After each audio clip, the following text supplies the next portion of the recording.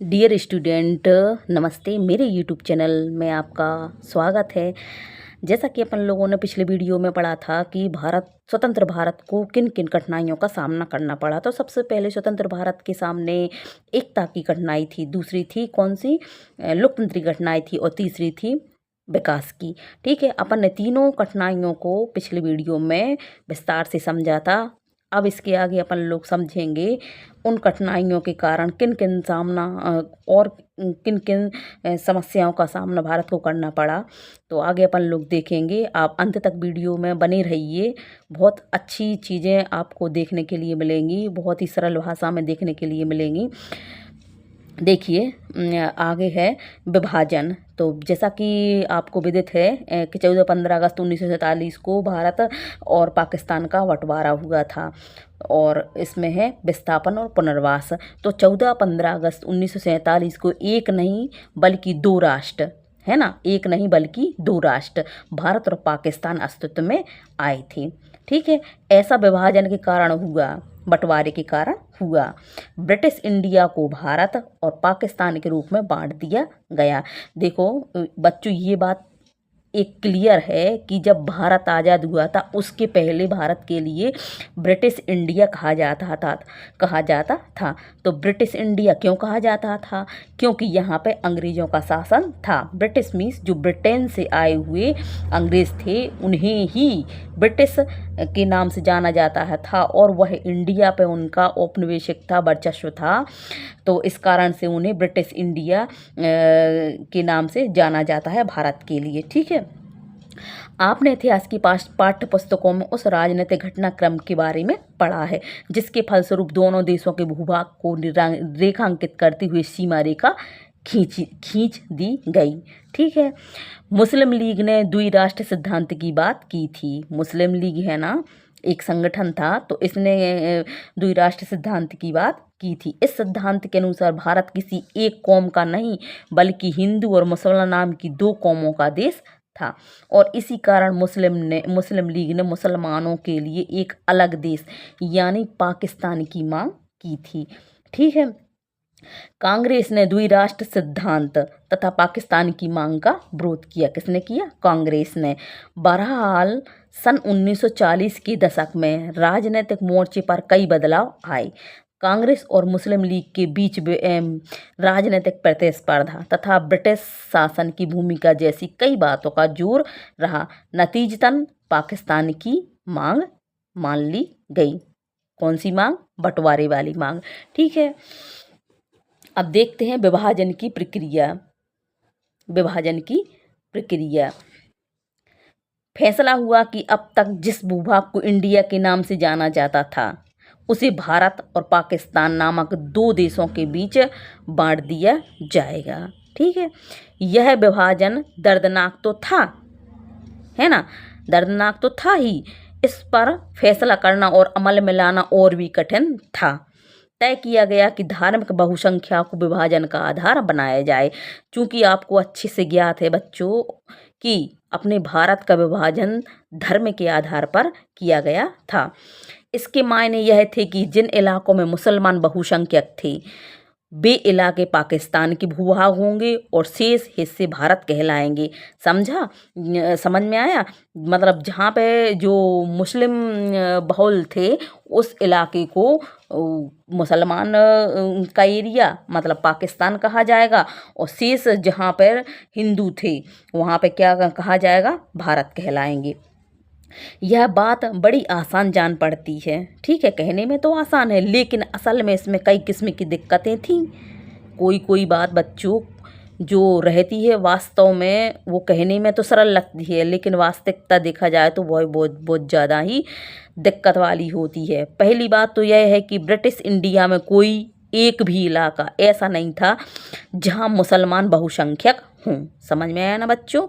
कि मतलब भारत का जो स्वतंत्र भारत के पहले की बात कर रहे हैं उसमें जितना भी इलाका था उसमें ऐसा कहीं पर भी नहीं था जहां मुसलमान ना रह रहे हों।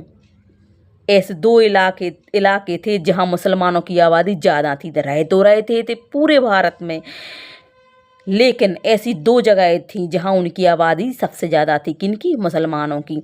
एक इलाका पश्चिम में तो दूसरा इलाका पूरब में। ठीक है, जैसे कि बच्चों भारत का एक इलाका जो जहाँ वो पूरब बोल रहे हैं ना, तो वहाँ वो पूर्वी पाकिस्तान जो वर्तमान में भी बांग्लादेश के नाम से भी जाना जाता है, और पश्चिमी पाकिस्तान को इनने नाम पाकिस्तान ही दे दिया था। ऐसा कोई तरीका ना था कि इन दोनों इलाकों को जोड़कर एक जगह कर दिया जाए। समझना बच्चों कि ऐसा कोई तरीका ना था। अब कैसे कर दिया जाए ज़मीन को, मतलब जहाँ वो आबादी एकदम से रह रही है, पश्चिम में आबादी और पूरब में आबादी, तो उनको कैसे एक साथ जोड़ दिया जाए? तो ऐसा असंभव है। इसे देखते हुए फैसला हुआ कि पाकिस्तान में दो इलाके शामिल होंगे, यानी पश्चिमी पाकिस्तान और पूर्वी पाकिस्तान। ठीक है, मतलब उनने पाकिस्तान को जब इलाका देना चाहा, तो जहाँ जहाँ वो बहुल आबादी रह रही थी मुसलमानों की, एक पूर्वी पाकिस्तान और एक पश्चिमी पाकिस्तान, इनको मिलाना तो अनुचित था, लेकिन उन्होंने दोनों ही इलाके मुसलमानों के लिए दे दिए, एक पूर्वी पाकिस्तान और एक पश्चिमी पाकिस्तान। इनके बीच में भारतीय भूभाग का एक बड़ा विस्तार रहेगा। दूसरी बात यह है कि मुस्लिम बहुल हर इलाका पाकिस्तान में जाने को राजी हो, ऐसा भी नहीं था। देखो बच्चों, अपनी जो जहाँ जन्मभूमि रहती है उसके लिए कौन छोड़कर जाना चाहेगा? तो ऐसे ही ठीक मुसलमानों के साथ कंडीशन थी और ठीक हिंदुओं के साथ भी कंडीशन थी। मुसलमान जहाँ पे रहते थे वो अपना इलाका छोड़ के नहीं जाना चाहते थे, और हिंदू जहाँ रह रहे थे वो अपना इलाका छोड़ के नहीं जाना चाहते थे। खान अब्दुल गफ्फार खां पश्चिमी उत्तर सीमा प्रांत के निर्विवाद नेता थे। उनकी प्रसिद्धि सीमांत गांधी के रूप में थी।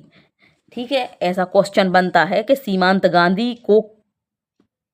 गांधी कौन थे, या मतलब कि खान अब्दुल गफ्फार खां को किस नाम से भी जाना जाता है? तो इनको सीमांत गांधी के नाम से जाना जाता है। और वे द्वि राष्ट्र के एकदम खिलाफ थे। द्वि राष्ट्र का मतलब है दो राष्ट्र जो बट चुके थे। संयोग से उनकी आवाज़ की अनदेखी की गई, पश्चिमोत्तर सीमा प्रांत को पाकिस्तान में शामिल मान लिया गया। ठीक है, तीसरी समस्या और भी विकट थी। ब्रिटिश इंडिया के मुस्लिम बहुल प्रांत पंजाब और बंगाल में अनेक हिस्से बहुसंख्यक गैर मुस्लिम आबादी वाले थे। ठीक है, ब्रिटिश इंडिया के समय की बात हो रही है, तो मुस्लिम बहुल प्रांत जहाँ पर मुसलमान ज़्यादा थे, वहाँ मतलब उन प्रांतों में जैसे पंजाब है, बंगाल है, तो इनमें बहुसंख्यक गैर मुस्लिम आबादी वाले थे। ऐसे में फैसला हुआ कि इन दोनों प्रांतों में भी बंटवारा धार्मिक बहुसंख्यों के आधार पर होगा, और इसमें जिले अथवा उससे निचले स्तर के प्रशासनिक हलके को आधार माना जाएगा। ठीक है, वहाँ भी तय किया गया कि जहाँ पे मतलब जो गैर मुसलमान एरिया है, तो वहाँ पे भी धर्म के आधार पर ही मतलब जो है ना, धर्म के आधार पर ही बंटवारा होगा।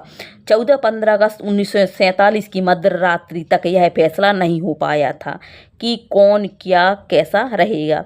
इसका मतलब यह हुआ कि आज़ादी के दिन तक अनेक लोगों को यह पता नहीं था कि वे भारत में हैं या पाकिस्तान में हैं। पंजाब और बंगाल का बंटवारा विभाजन की सबसे बड़ी त्रासदी साबित हुआ। ठीक है बच्चों, इसी समस्या से जुड़ी हुई चौथी और विभाजन की सबसे अबूझ कठिनाई अल्पसंख्यकों की थी। अल्पसंख्यक से मतलब है जो कम संख्या में थे। सीमा के दोनों तरफ अल्पसंख्यक थे। जो इलाके अब पाकिस्तान में हैं, वहाँ लाखों की संख्या में हिंदू और सिख आबादी थी। कौन सी थी? हिंदू और सिख आबादी थी। अब देखो बंटवारा तो हो गया है, भारत और पाकिस्तान में बंटवारा हो गया है, लेकिन जो मुस्लिम बहुल क्षेत्र पाकिस्तान है उसमें बहुत बड़ी आबादी हिंदू और सिखों की थी। ठीक इसी तरह पंजाब और बंगाल के भारतीय भूभाग में भी लाखों की संख्या में मुस्लिम आबादी थी। मतलब पाकिस्तान में बहुत सारे हिंदू सिख वहाँ पर भी थे, और यहाँ हिंदुस्तान में पंजाब और बंगाल क्षेत्र में भी बहुत सारे मुसलमान यहाँ भी थे। दिल्ली और उसके आसपास के इलाकों में मुसलमानों की एक बड़ी आबादी थी। ठीक है, ये सब लोग एक तरह से संसद में थे। सांसद मतलब संदेह में थे, इन लोगों ने पाया कि हम तो अपने ही घर में विदेशी बन गए। ठीक है, और जैसे ही बंटवारा हुआ तो उन लोगों को ऐसा लगा कि यार अब हमें पता नहीं कि हम यहीं रहेंगे या फिर हम उस देश में जाएंगे जहां हमें बोला गया है, जमीन जगह यहाँ पर है और जाना वहाँ पे है। सब असमंजस की स्थिति में थे कि अब क्या करें। जिस जमीन पर भी और उनके पुरखे सदियों से आबाद रहे, उसी जमीन पर भी विदेशी बन गए। ठीक है, जैसे ही यह बात साफ हुई कि देश का बंटवारा होने वाला है, वैसे ही दोनों तरफ के अल्पसंख्यकों जो कम संख्या में थे पर हमले होने लगे। मतलब वहीं के जो लोग थे, वहीं के लोग वहीं के लोगों के लिए परेशान करने लगे कि अब तुम्हारे यहाँ कुछ नहीं है, तुम यहाँ से जाओ, हिंदुस्तान और पाकिस्तान का बंटवारा हो गया है और तुम पाकिस्तान में जाओ। हिंदुस्तान में बोला जाता था मुसलमानों से कि तुम पाकिस्तान में जाओ, और पाकिस्तान में हिंदुओं से बोला जाता था कि तुम हिंदुस्तान जाओ, मतलब भारत जाओ। कोई भी इस बात का अनुमान नहीं लगा सका था कि यह समस्या विकट रूप धारण करने जा रही है। इस कठिनाई से उबरने के लिए किसी के पास कोई योजना भी नहीं थी। ठीक है, शुरू शुरू में लोग बाग और नेता यही मानकर चल रहे थे कि हिंसा की घटनाएं अस्थायी हैं और जल्द ही इनको काबू में कर लिया जाएगा, लेकिन बड़ी जल्दी हिंसा नियंत्रण से बाहर हो गई। दोनों तरफ के अल्पसंख्यकों के पास एकमात्र रास्ता यही बचा था कि वे अपने अपने घरों को छोड़ दें, और कई बार तो उन्हें ऐसा चंद घंटों की मोहलत के भीतर करना पड़ा। विभाजन के परिणाम, मतलब जो बंटवारा हुआ था उसके क्या परिणाम हैं, तो देखिए सन 1947 में बड़े पैमाने पर एक जगह की आबादी दूसरी जगह जाने को मजबूर हुई। ठीक है, अब जब वहाँ के आदमी परेशान करेंगे तो जाहिर सी बात है अल्पसंख्यकों को वह स्थान छोड़कर जहाँ वो बहुसंख्यक लोग हैं वहाँ उनमें जाने के लिए जबरदस्ती मजबूर होना ही पड़ेगा। आबादी का यह स्थानांतरण आकस्मिक, अनियोजित और त्रासदी से भरा था। मतलब अचानक से, ना कोई योजना बनी थी। ठीक है, और त्रासदी मतलब कोई क्लियर नहीं था कि क्या होने वाला है। मानव इतिहास के अब तक ज्ञात सबसे बड़े स्थानांतरणों में से यही एक था। मतलब लोगों का एक जगह से दूसरी जगह पर जाना, चाहे वह पाकिस्तान से हिंदुस्तान में जाना हो, चाहे हिंदुस्तान से पाकिस्तान में जाना हो। जाएगा कौन है? इंसान ही, चाहे वो हिंदू हो चाहे वो मुसलमान हो। धर्म के नाम पर एक समुदाय के लोगों ने दूसरे समुदाय के लोगों को बेरहमी से मारा। मतलब धर्म के नाम पर, तुम मुसलमान हो तुम अपने एरिया में जाओ, और हिंदू बोलते थे, मुसलमान बोलते तुम हिंदू हो तुम हिंदू वाले एरिया में जाओ। और इस बात को लेकर बहुत ज़्यादा एक दूसरे से मारा पीटी और झगड़ा हुआ। लाहौर, अमृतसर और कलकत्ता जैसे शहर सांप्रदायिक अखाड़े में तब्दील हो गए। जिन इलाकों में ज़्यादातर हिंदू अथवा सिख आबादी थी, उन इलाकों में मुसलमानों ने जाना छोड़ दिया। समझ रहे हैं ना, जहाँ हिंदू बहुलवादी थे, सिख बहुलवादी थे, वहाँ मुसलमानों ने जाना छोड़ दिया। ठीक इसी तरह मुस्लिम बहुलवादी आबादी इलाकों में हिंदू और सिख भी नहीं गुजरते थे। लोग अपना घर बार छोड़ने के लिए मजबूर हुए। वे सीमा के एक तरफ से दूसरी तरफ गए और इस क्रम में लोगों को बड़ी से बड़ी विपत्ति का सामना करना पड़ा। दोनों ही तरफ के अल्पसंख्यक अपने घरों से भाग खड़े हुए। अक्सर अस्थायी तौर पर उन्हें शरणार्थी शिविरों में पनाह लेनी पड़ी। कल तक जो लोगों का अपना वतन हुआ करता था, वहीं की पुलिस अथवा स्थानीय प्रशासन अब इन लोगों के साथ रूखाई का बर्ताव कर रहा था, क्योंकि बंटवारा हो गया था। लोगों को सीमा के दूसरी तरफ जाना पड़ा और ऐसा उन्हें हर हाल में करना था। अक्सर लोगों ने पैदल चलकर यह दूरी तय की। सीमा के दोनों ओर हजारों की तादाद में औरतों को अगवा कर लिया गया। उन्हें जबरन शादी करनी पड़ी और अगवा करने वाले का धर्म भी अपनाना पड़ा। कई मामलों में यह भी हुआ कि खुद परिवार के लोगों ने अपने कुल की इज्जत बचाने के नाम पर घर की बहू बेटियों को मार डाला। मतलब इनने ये सोचा कि क्यों ना हम अपनी बहू बेटी को यहीं पे ख़त्म कर दें, और दूसरे धर्म में जाने से अच्छा है कि बहू या बेटी को ख़त्म कर दें। बहुत से बच्चे अपने माँ बाप से बिछड़ गए। जो लोग सीमा पार करने में किसी तरह सफल रहे, उन्होंने पाया कि अब वे ठिकाना हो गए हैं। मतलब जैसे तैसे अगर सीमा पार कर भी गए तो उनका कोई ठिकाना ही नहीं था। इन लाखों शरणार्थियों के लिए देश की आज़ादी का मतलब था महीनों और कभी कभी सालों तक किसी शरणार्थी शिविर में जिंदगी काटना। शरणार्थी का मतलब होता है शरण में आया हुआ, और शरण में जो आता है उसको कम से कम कुछ नहीं तो खाना पीना तो करवाया ही जाता है। भारत और पाकिस्तान के अनेक लेखक, कवि तथा फिल्म निर्माताओं ने अपने उपन्यास, लघुकथा, कविता और फिल्मों में इस मारकाट की नृशंसता का जिक्र किया। विस्थापन और हिंसा से पैदा दुखों को अभिव्यक्ति दी। विभाजन की विपदा का जिक्र करते हुए रचनाकारों ने अक्सर वही जुमला इस्तेमाल किया जो इस विपत्ति को झेलने वाले बंटवारे का जिक्र करते हुए करते थे। इन सबों के लिए बंटवारे का मतलब था दिल के दो टुकड़े हो जाना। विभाजन और सिर्फ संपदा, देनदारी और परिसंपत्तियों का ही बंटवारा नहीं हुआ। इस विभाजन में दो समुदाय जो अब तक पड़ोसियों की भांति रहते आ रहे थे, हिंसक अलगाव का शिकार हो गए। मतलब जो साथ साथ में रहते थे अब एक दूसरे का शिकार हो गए। वित्तीय संपदा के साथ साथ टेबल, कुर्सी, टाइपराइटर और पुलिस के बागी यंत्रों तक का बंटवारा हुआ था। सरकारी और रेलवे कर्मचारियों का ही बंटवारा हुआ था। अब तक साथ साथ रहते आए दो समुदायों का यह एक हिंसक और भयावह विभाजन था। अनुमान किया जाता है कि विभाजन के कारण 80 लाख लोगों को अपना घर बार छोड़कर सीमा पार जाना पड़ा। विभाजन की हिंसा में तकरीबन 5 से 10 लाख लोगों ने अपनी जान गंवाई। देखियो मित्रों, अपने जो भारत और पाकिस्तान का जो बंटवारा हुआ था कितना दुखदाई था।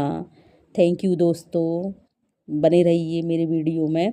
अगले वीडियो में हम इसके आगे अध्ययन करेंगे, इसके आगे समझेंगे बहुत ही सरल भाषा में। तो प्लीज़ चैनल को लाइक कीजिए, सब्सक्राइब कीजिए और बेल आइकन को प्रेस करना ना भूलें। धन्यवाद डियर स्टूडेंट, थैंक यू।